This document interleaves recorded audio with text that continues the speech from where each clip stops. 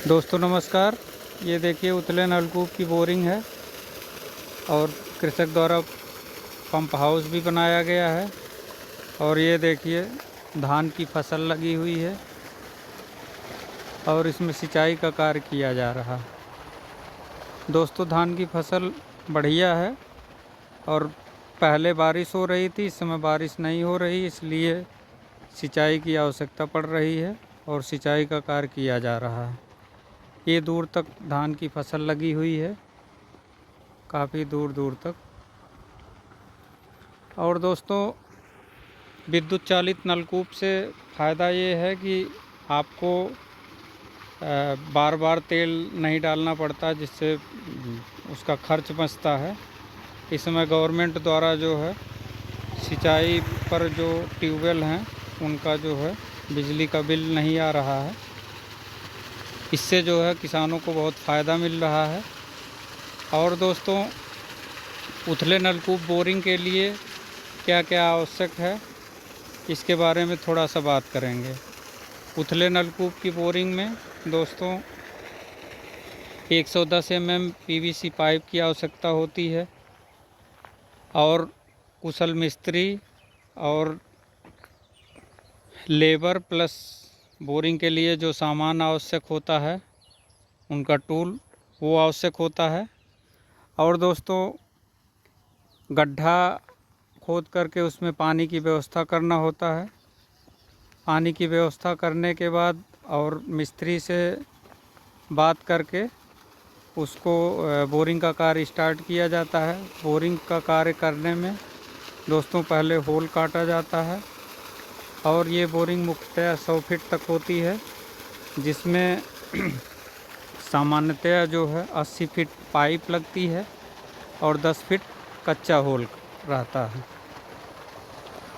Whole कटने के बाद पाइप को जाम कर दिया जाता है। उसके बाद 10 फीट नीचे कच्चा होल रहता है और वो जलदायी संस्तर के पास जो है उसका मुंह पाइप का खुला रहता है। ये कैविटी बोरिंग के लिए होता है।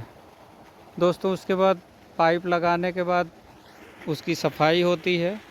उसके बाद फिर सेंट्रीफ्यूगल पंप के द्वारा लगा करके डीजल इंजन से जो है टेस्टिंग का कार्य होता है। टेस्टिंग का कार्य होने के बाद अगर मोटी बालू है तो पानी जल्दी जो है पूरा मुंह पकड़ लेता है और अगर महीन बालू है तो थोड़ा टाइम ज़्यादा लगता है। इस तरीके से दोस्तों टेस्टिंग का कार्य होने के बाद अगर कृषक चाहते हैं तो जैसे कृषक भाई अपना पंप हाउस बनाए हैं तो इस तरीके से अपना पंप हाउस बना लेते हैं। छोटी ही साइज़ का बनाना चाहिए, जिससे लागत भी कम आती है। ऊपर से पटरा वगैरह रख करके अपना कार्य कर लिया जाता है। और दोस्तों जो ये डिलीवरी वाली पाइप है, देखिए कृषक भाई द्वारा इसको जो है PVC का ही लगाया गया है। ये कास्ट कम करने में बहुत लाभदायक है। और दोस्तों जो विद्युत मोटर है, चाहे तो इसको 5 हार्स पावर चाहे 3 हार्स पावर से भी चालित कर सकते हैं। और यहाँ तो 5 हार्स पावर का लगा हुआ है। बढ़िया जो है डिलीवरी पाइप से बढ़िया डिस्चार्ज है। उथले नलकूप की बोरिंग का डिस्चार्ज दोस्तों 8000 गैलन प्रति घंटा होता है और 7 से 8000 8,500 तक भी होता है। अगर डिस्चार्ज ज़्यादा है तो 8 साढ़े 8,000, अगर कम है तो 7 साढ़े 7,000। इस तरीके से दोस्तों उथले नलकूप लगवाने से कृषक को फ़ायदा ये है कि जब भी सिंचाई की आवश्यकता होती है अपना चला करके सिंचाई का कार्य करते हैं। अन्य सिंचाई के साधन जैसे नहर है, उसमें जब नहर आएगा तभी आप सिंचाई कर सकते हैं, लेकिन उथले नलकूप की बोरिंग में ये अच्छा है कि जब भी आपको सिंचाई की आवश्यकता होती है आप अपना स्टार्ट कर लेते हैं, अपना सिंचाई का कार्य करते हैं। दोस्तों धान की फसल में बहुत ज़्यादा सिंचाई की आवश्यकता होती है, इसलिए जो है जब भी हमें आवश्यकता रहती है हम सिंचाई का कार्य करते हैं। अगर बारिश हुई तो थोड़ा सा मदद मिल जाती है, नहीं तो उनको 5-6 पानी 7 पानी तक जो है धान की फसल में सिंचाई की आवश्यकता होती है। इसलिए हमारे पास जो सिंचाई का साधन है वो बढ़िया होना चाहिए। ये तो रही खरीफ की फसल की बात। अगर गेहूं की फसल है यानी रबी की फसल में भी कम से कम 2-3 सिंचाई गेहूं के लिए भी आवश्यक होता है। अगर सब्जी की फसल है तो उसमें भी पानी जो है कम कम मात्रा में सिंचाई की आवश्यकता होती है, लेकिन कई बार आप देखे होंगे गर्मी के मौसम में आप मान के चलिए कि हफ्ता दिन में ही आपको सिंचाई की आवश्यकता पड़ने लगती है। और दोस्तों सब्जी में जब भी पानी लगाना चाहिए तो हमको बहुत ज़्यादा मात्रा में नहीं लगाना चाहिए, उसकी क्वांटिटी बहुत अधिक नहीं होना चाहिए। उसको जो है कम मात्रा में पानी देना चाहिए, भले सूख जाए फिर दोबारा लगाने की आवश्यकता पड़े तो आप लगाइए पानी।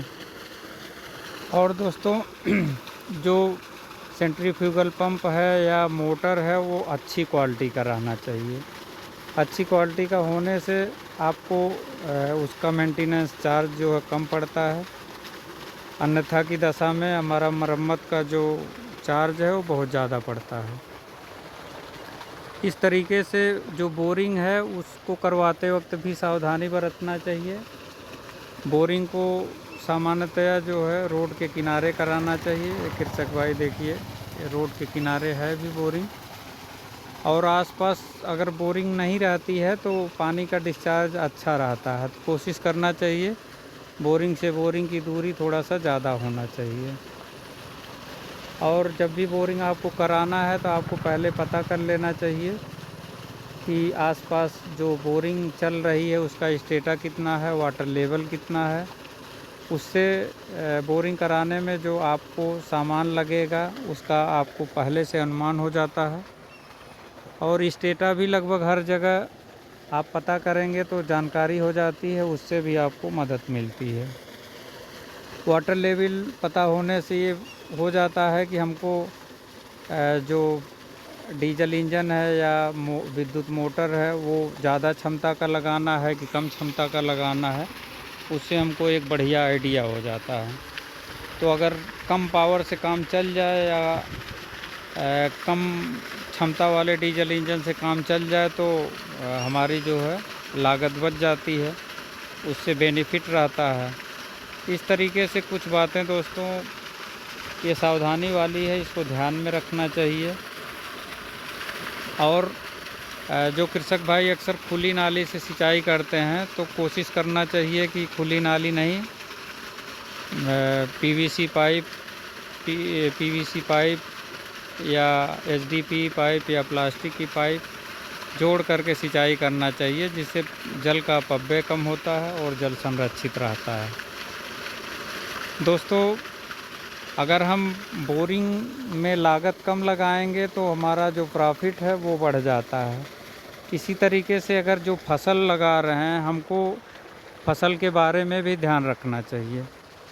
फसल में जैसे खेत का जब हम तैयारी करते हैं तो उसको बढ़िया ढंग से तैयार करना चाहिए, खाद की व्यवस्था कर लेना चाहिए, बीज उन्नत किस्म का होना चाहिए, सिंचाई टाइम टाइम से होना चाहिए, तभी हमारी फसल अच्छी होती है। और उत्पादन जब अच्छा होता है तो प्रॉफिट भी अच्छा होता है। इस तरीके से दोस्तों इस वीडियो में इतना ही। चैनल का नाम है इंजीनियर 1977। चैनल को लाइक कीजिए, सब्सक्राइब कीजिए। जय हिंद, जय भारत।